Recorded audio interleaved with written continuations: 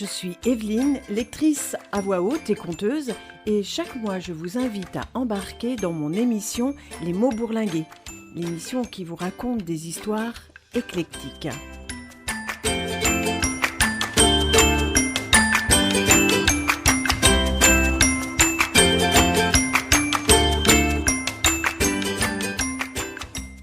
Je commence avec Tom, petit Tom, de Praline Gay-Para. Tom, Tom, petit Tom, la vie te tend les bras, Tom, petit Tom, Tom, Tom, petit Tom, tant de choses à venir. Tom est né et a grandi dans une ville au bord de la mer. Quand il a 3 ans, sa grand-mère lui dit « Tom, tu es un petit homme maintenant. Viens avec moi au cimetière, sur la tombe de ton grand-père. » Ce jour-là, Tom va pour la première fois de sa vie au cimetière. Et, pendant que sa grand-mère nettoie la tombe du grand-père, Tom n'a d'yeux que pour la tombe adjacente. Elle est recouverte de petites pierres étincelantes, des diamants. Même quand il est mort, il est riche, le monsieur. Une corne retentit du port. La grand-mère regarde en contrebas pour voir quel navire s'en va. Tom en profite pour ramasser 3 diamants qu'il met au fond de sa poche. Quand il rentre chez lui, il cache ses diamants dans une petite boîte, sous son lit. Depuis, Tom va au moins une fois par an au cimetière avec sa grand-mère et, chaque fois, il ramasse des diamants qui vont rejoindre les premiers dans la petite boîte sous le lit. Tom, Tom, petit Tom. Quand il a 7 ans, sa mère lui offre une paire de bottes rouges. Dès qu'il les a chaussées, il se dit « Je ferai 3 fois le tour du monde avec ces bottes. » Cette nuit-là, il dort avec ses bottes aux pieds et il les garde le lendemain. Il ne veut plus les quitter, qu'il pleuve ou qu'il fasse grand soleil, qu'il fasse chaud ou froid. Tom, Tom, petit Tom. Quand il a 10 ans, sa mère lui dit « Tom, tu es un petit homme maintenant. Tes pieds ont grandi, pas les bottes. Elles sont toutes déchirées. On voit tes doigts de pied. On va les jeter et tu mettras les chaussures qui sont à ta taille. » Quand Tom dépose ses bottes sur la benne à ordures, il sent qu'on lui arrache tous ses rêves de voyage et un peu de son enfance aussi. À 10 ans, on est peut-être un petit homme, mais parfois on est aussi un petit mec. Depuis quelques semaines, Tom ne rentre pas directement après l'école. Il joue dans la rue avec les petits gars du quartier. Depuis quelques jours, il voit dans l'immeuble en face de chez lui, au 3e étage très exactement, un vieil homme assis à plein temps à sa fenêtre. Il regarde en direction de chez lui. Il est en train de mater mes grandes sœurs quand elles se déshabillent dans la salle de bain. Tous les matins, quand il va à l'école, et tous les après-midi quand il en revient, Tom passe sous la fenêtre du vieux d'en face. Il lui lance tous les noms d'oiseaux qu'il connaît. Cochon, satyre, pervers. Et il est tout fier. Un jour, le père de Tom l'envoie au bar-tabac du coin lui acheter des cigarettes. Pendant que la buraliste lui rend la monnaie, il voit entrer, du côté bar, le vieux d'en face. Tous les hommes qui sont là, en train de boire, se tournent vers lui et disent d'une même voix « Salut 1664 ! On ne t'a pas vu depuis longtemps ? Où c'est que t'étais passé ?» 1664. Tom prend sa monnaie et, en sortant, il passe tout près du vieux et lui susurre « Non seulement t'es un cochon, mais en plus t'es un pochetron !» Et, fier de lui, il rentre à la maison. Le lendemain matin, quand Tom sort de son immeuble pour aller à l'école, le vieux est là. Tom fait celui qui ne le voit pas. Le vieux le suit. Tom accélère, le vieux accélère. Tom tourne à droite, le vieux tourne à droite. Tom tourne à gauche, le vieux tourne à gauche. Tom voit le portail de l'école. Il court, franchit le portail et va jusqu'au préau. Le vieux court et s'arrête devant le portail. Dans le préau, Tom joue avec ses copains et il a vite fait d'oublier le vieux d'en face. À 16h, la sonnerie retentit. Les garçons sortent par grappes chahutantes de l'école et, petit à petit, chacun se retrouve tout seul en direction de chez lui. Quand Tom est seul, le vieux est là. Tom prend ses jambes à son cou. Le vieux court derrière lui. Tom est affolé. Il ne regarde pas où il met les pieds. Il trébuche. Il tombe. Le vieux le dépasse et se plante devant lui. « Petit con, tu n'arrêtes pas de m'injurier. Je vais t'apprendre quelques petites choses sur la vie aujourd'hui. Tu viens chez moi, à la maison. » Il ne veut pas aller chez le vieux d'en face, mais comment ne pas obéir à un homme de cet âge ? À son corps défendant, il suit le vieux jusqu'à son immeuble. Le vieux ouvre le portail, laisse entrer Tom et le suit. Tom monte 3 étages d'escalier, le vieux sur les talons. Le vieux ouvre la porte de chez lui, laisse entrer Tom, le suit et claque la porte. Il l'installe sur une chaise dans la salle à manger. « Mon petit gars, si on m'appelle 1664, ce n'est pas parce que je suis un pochetron, comme tu dis. C'est parce que ce chiffre est inscrit dans ma chair. Je suis polonais. Je suis juif. Les camps de concentration, tu en as déjà entendu parler à l'école ? Quand j'y étais, je me suis juré que si j'avais une seule chance de m'en tirer vivant, je me ferais 2 plaisirs. Je me suis promis de boire tout ce qui me tomberait sous la main. C'est vrai, je ne m'en prive pas. Je me suis aussi juré d'habiter dans un endroit où je peux tous les jours voir la mer. Viens voir. » Il emmène Tom vers la fenêtre, celle où il est lui-même assis toute la journée. Tom regarde dehors et, par-dessus le toit de son immeuble, il voit au loin la mer qui brille au soleil. Ce jour-là, Tom est sans doute devenu un petit homme. Dans les semaines et les mois qui ont suivi, il est allé souvent chez le vieux d'en face, qui lui a raconté des bribes de sa vie, des histoires d'amour, de solitude, de haine, de solidarité, le pire et le meilleur de l'homme, la vie. Un jour, le vieux est mort. Tom est allé prendre ses diamants sous son lit et les a déposés un à un sur sa tombe.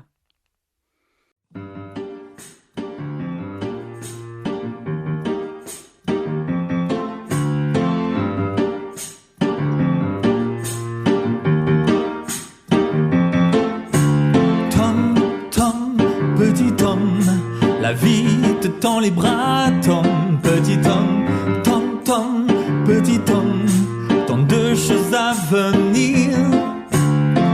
Tom, Tom, petit Tom, la vie n'attend que toi, Tom, petit Tom, Tom, Tom, petit Tom, tant de choses à venir.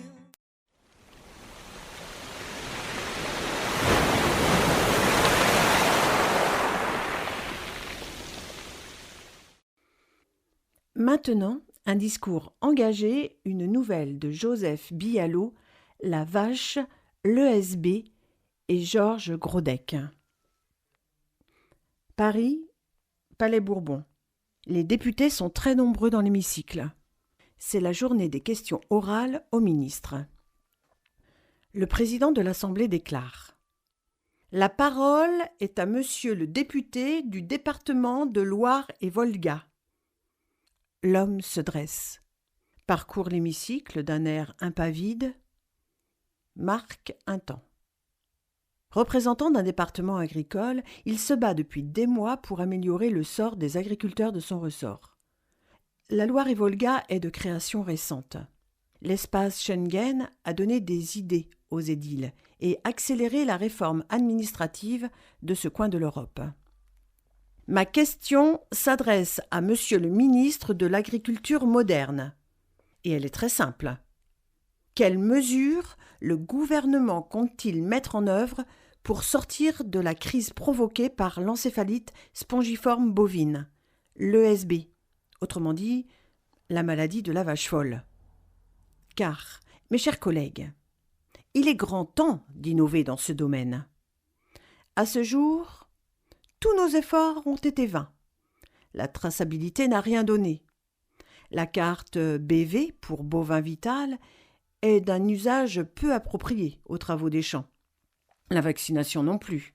De plus, l'usage des puces électroniques entraîne des allergies chez les bêtes. Nos agriculteurs ont beau être à l'avant-garde, traire une vache avec une main et avoir l'autre sur un ordinateur relève plus des jeux du cirque que du labeur de la terre. Les techniques industrielles ne donnent rien. Je propose la création du FPDVF, le Front psychologique des vaches folles. Car, mes chers collègues, le nœud de la question est là.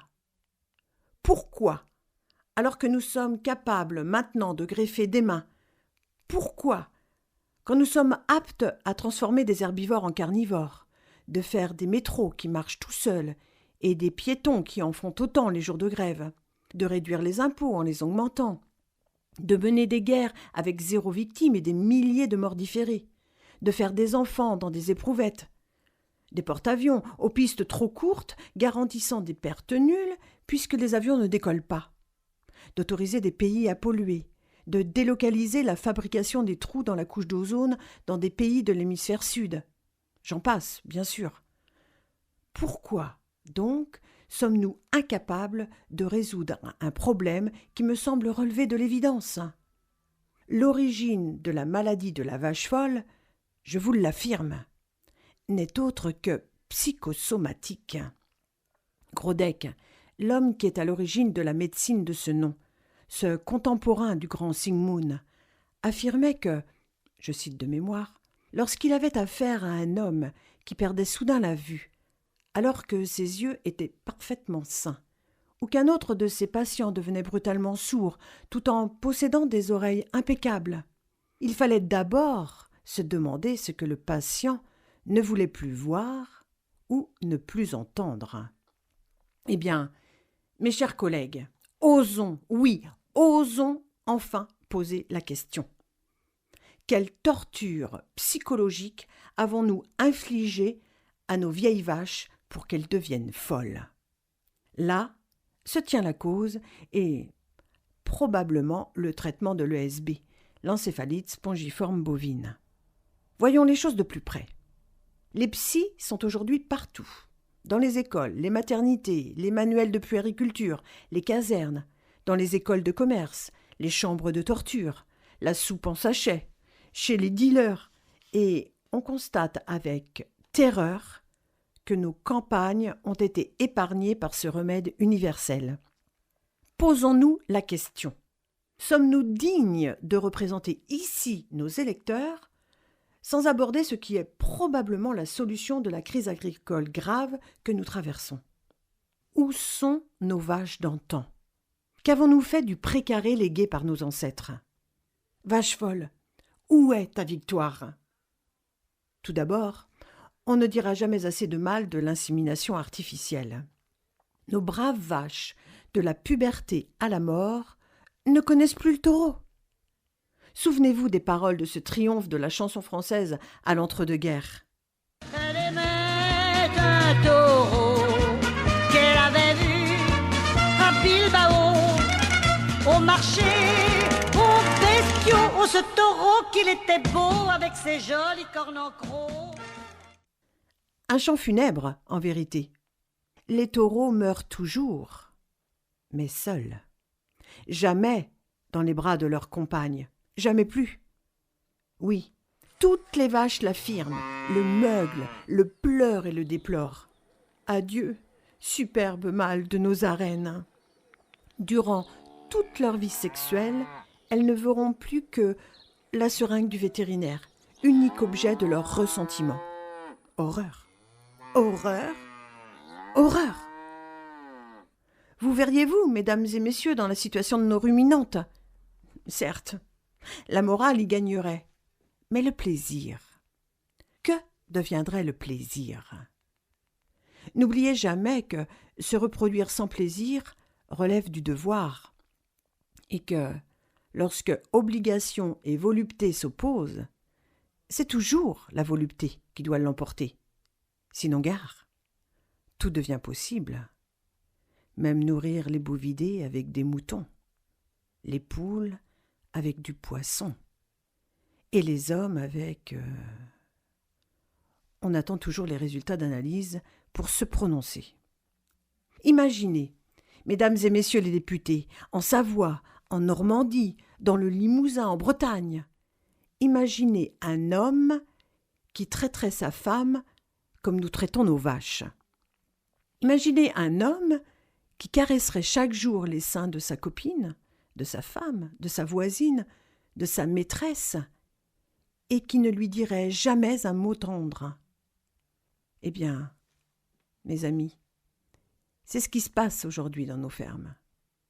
L'agriculteur européen talte, palpe, et que sais-je encore, les mamelles de sa vache, effleure ses zones érogènes, probablement érogènes, goûte à son lait, et ne lui dit jamais, mais ce qui s'appelle jamais, qu'il l'aime. Le voilà, ce monde sans amour, si redouté de nos philosophes. Le désert, le vide, l'existentialisme sans existence, le carburant sans essence, le café sans caféine. Toute la tragédie de notre époque vient de là. Oui, voilà la cause de l'ESB, une énorme lacune affective. Nos vaches sont carencées, absence totale de tendresse. C'est pour cette raison, si grave, que je demande l'instauration immédiate d'une commission d'enquête composée de spécialistes de la télé-réalité, de psys, d'avocats et de la partie civile pour que soit déposé dans les plus brefs délais un projet de loi rendant obligatoire la présence d'un psy diplômé dès la naissance du premier veau. Le veau sous la mer, le lait sur le feu dans l'urne, et nos vaches meugleront de gratitude. Le tout financé par la TAV, la taxe à l'amour des vaches.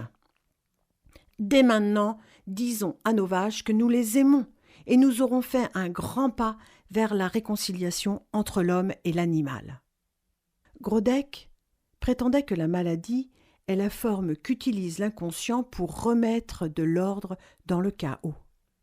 Messieurs les écolos, prenez-en de la graine. Aidons nos fidèles laitières à remettre de l'harmonie dans leur pie, et nous les entendrons gémir de plaisir.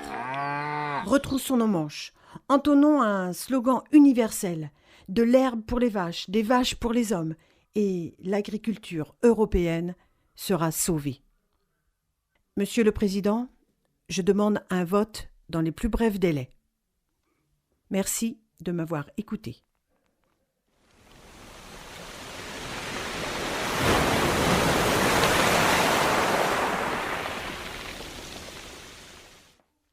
Bien mal acquis ne profite jamais. Voici Cuisine à l'italienne de Sophie Loubière. Le pied droit de Roberto glisse au fond d'une chaussure. Assis sur le lit, Roberto fait de même avec le pied gauche. Il a 50 minutes pour gagner 50 000 €. Dans la salle de bain, Monique est aux petits soins. Gommage, masque purifiant, crème capillaire, épilation des sourcils et massage aux gants de crin. Elle en a pour 1 heure. Roberto le sait. Samedi dernier, il a chronométré. Devant la porte de la salle de bain, Roberto écoute le doux murmure de l'eau jaillissant du pommeau de la douche. À pas feutrés, il vient saisir son pardessus suspendu au porte-manteau du couloir d'entrée. Puis il quitte l'appartement. Personne dans l'escalier. Roberto se glisse dans l'arrière-cour. La nuit est froide, muette. Les façades des maisons se fissurent sous le poids du sommeil. Roberto emprunte une petite ruelle qui chemine entre un mur lépreux et des garages privés. Il longe la rue du Grand Verger sur une vingtaine de mètres, puis s'engouffre dans une cour bordée de palissades. La porte de la remise s'ouvre sans bruit. Roberto a pris soin de graisser les gongs lorsqu'il est venu déposer les 2 bidons d'essence jeudi dernier. Ils attendent sagement dans un coin, cachés sous un vieil imperméable que Roberto s'empresse de revêtir. Il transpire. Un sourire fébrile court sous ses moustaches. Depuis les narines jusqu'au menton, celles-ci forment un arc de cercle dont les extrémités plongent volontiers dans le minestrone, telles des mouillettes. Roberto est maigre, peu doué pour les choses sexuelles, mais il plaît aux femmes, surtout à sa nouvelle épouse. D'ailleurs, grâce aux économies de Monique, Roberto s'est offert une pizzeria décorée de poutres en polystyrène expansé. Les cuisines du restaurant donnent sur l'arrière-cour. Roberto déverrouille la porte d'accès. Aucun son strident pour en signaler l'ouverture. Logique. Roberto a débranché l'alarme en quittant la pizzeria tout à l'heure, à 23h. Le contenu des 2 bidons se répand dans la cuisine. Roberto tire une boîte d'allumettes de sa poche. Une petite flamme vacille, plonge dans une flaque d'essence. Roberto demeure un instant sur le pas de la porte. Pris dans un nuage de feu, plafond et murs fondent comme du beurre. Roberto veut renifler cette bonne odeur de roussi, s'imprégner du goût fort du plastique fondu. Ça sent l'argent, la grosse indemnité d'assurance. 50 000 €, tout chaud. À minuit 10, les brigadiers Claudin et Boulard se présentent au domicile de monsieur et madame Danza. Roberto, qui ronfle depuis 5 minutes, quitte à regret la couette douillette. Monique, elle, est toujours sous la douche. Dans le salon, Roberto écoute le rapport des brigadiers d'une oreille distraite. Incendie foudroyant. Tout a brûlé. Le brigadier Claudin se penche sur son petit carnet. D'après les premières constatations, on pense qu'il s'agit d'un incendie volontaire, monsieur Danza. Roberto entend un faible murmure qui lui parvient depuis la salle de bain. L'eau ruisselle doucement contre le rideau de douche. Roberto jubile. Il pense à son alibi. Pour une fois que Monique lui sert à quelque chose. C'est pas tout, monsieur Danza. La voix du brigadier Claudin se fait moins nette. Les pompiers ont retrouvé quelque chose dans votre pizzeria. Le crépitement de l'eau contre le rideau de douche a cessé. Assis sur le panier de linge sale, Roberto regarde la chemise de nuit bleu ciel de sa femme posée sur le tabouret de la salle de bain. Le savon est sec. Elle ne s'est même pas douchée. Tout à l'heure, quand Roberto enfilait ses chaussures, elle est sortie, en cachette. Empruntant la ruelle étroite, puis la rue du Grand Verger, elle a rejoint Martial, le cuistot du Bel Canto. Roberto ignorait qu'il s'offrait des confidences tactiles sur une banquette du restaurant, chaque samedi, depuis 3 mois. On doit vous demander de nous accompagner pour identifier les corps. Le brigadier Claudin soupire. C'est pas beau à voir, hein, monsieur Danza. Homicide volontaire avec préméditation, crime passionnel. Roberto fut arrêté par la brigade de gendarmerie de la commune de Famec le lendemain du sinistre. À défaut d'un petit pécule, Roberto Danza toucha le maximum. 20 ans de prison ferme.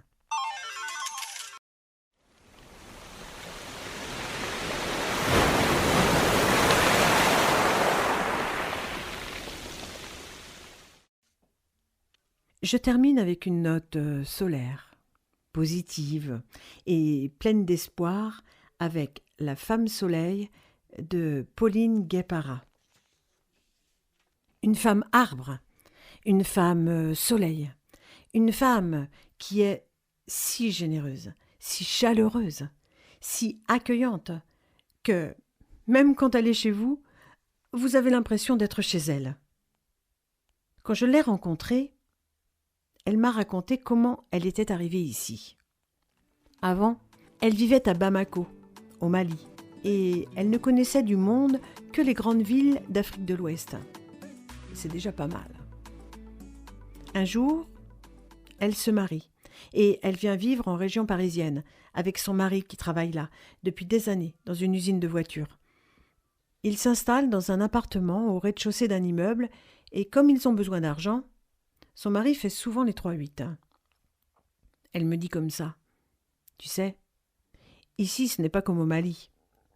Personne ne va venir sonner à ta porte pour te demander si ça va, d'où tu viens, si tu as besoin de quelque chose. Elle est tout le temps seule. Heureusement qu'elle a la télé. Un jour, justement, assise devant sa télé, elle s'entend rire. Elle regarde autour d'elle. Elle est seule. Elle se dit « Je vais devenir folle dans ce pays. Il faut que je voie du monde. » C'est l'été. Il fait beau dehors. Elle prend son oreiller et sort de chez elle. Elle traverse le hall de l'immeuble, pousse le portail. Entre le portail et le trottoir, 3 marches d'escalier.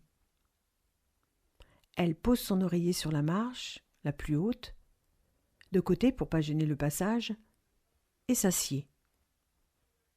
C'est l'été. Il fait beau dehors et il y a beaucoup de monde. Elle regarde passer les gens et elle se sent mieux. Ceux qui entrent ou qui sortent l'observent, parfois étonnés, parfois gênés. Quand son mari rentre tard, elle lui raconte sa journée. De sa vie, elle ne l'a entendu crier comme cette nuit-là. « Tu es folle! On est en France ici! Ils vont appeler la police et tes papiers ne sont pas encore en règle. Ils vont te coller dans un charter et te renvoyer au Mali. » Je m'en fiche. Il vaut mieux rentrer au pays que de devenir folle ici. Elle ne dit plus rien, mais tous les jours, l'oreiller, la marche des escaliers. C'est l'été, il fait beau, les journées sont longues. La voir tous les jours donne des idées aux voisins.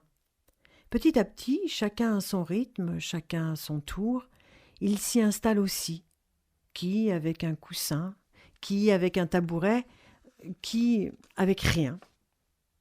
Tous les soirs, ils sont tous sur les marches des escaliers, et là, ils commencent à parler.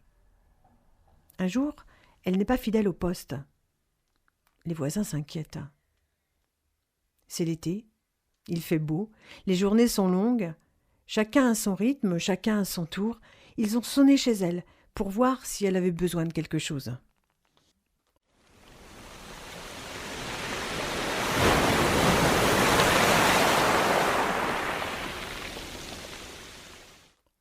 Voilà, c'est fini. Profitez bien de l'énergie douce de cette fin d'été et n'hésitez pas à sortir votre oreiller et à tisser des liens. Je vous retrouve en octobre pour de nouvelles aventures et, si le cœur vous en dit, en podcast sur le site de Jade FM 99.7. Ciao!